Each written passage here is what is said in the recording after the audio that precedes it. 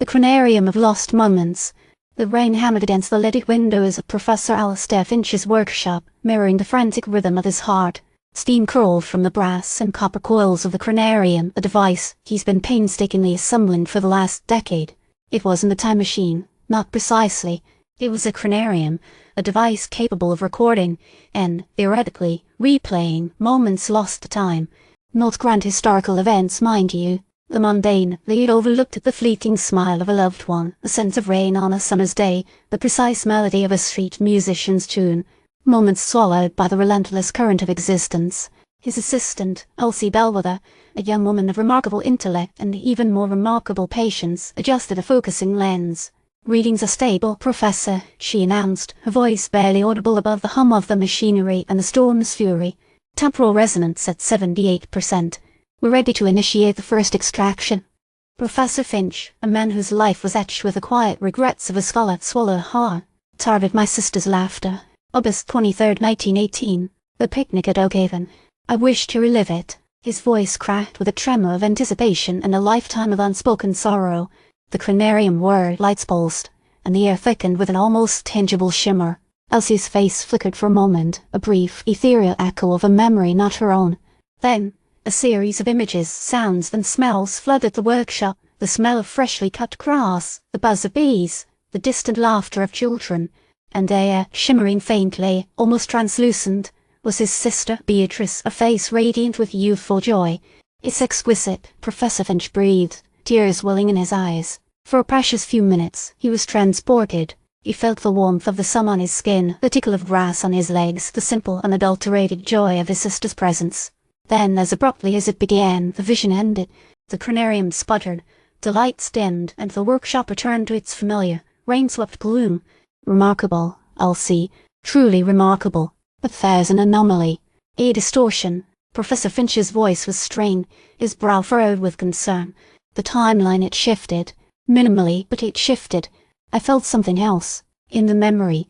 Something that wasn't there before."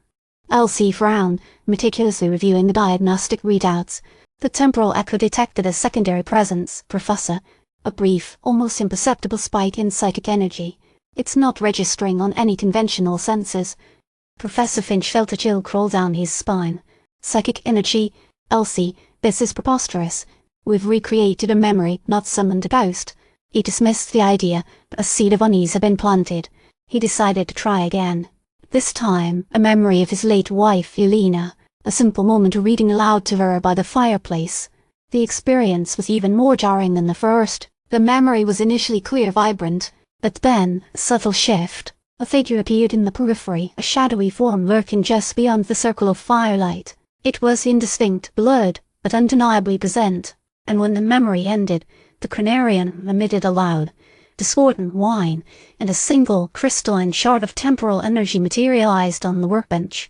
"Professor, this isn't normal," Elsie exclaimed, examining the shard with a miniature spectrometer.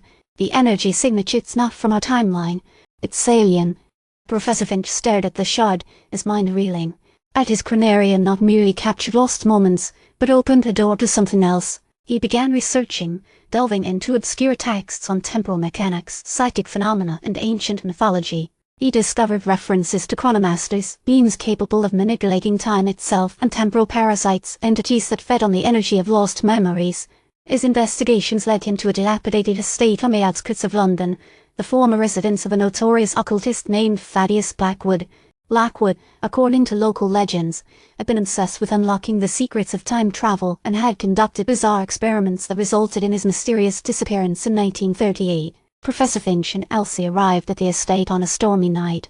The house was shrouded in darkness, the windows boarded up, the garden overgrown with thorny vines. Inside, they found a chaotic laboratory filled with strange devices, arcane symbols, and dusty tomes. Blackwood was attempting to do the same thing near Professor, Elsie observed, examining a complex diagram etched onto a brass plate. But he was clearly more reckless. He wasn't just recording moments, he was trying to integrate them. Suddenly, the lights flickered, and a cold gust of wind swept through the room.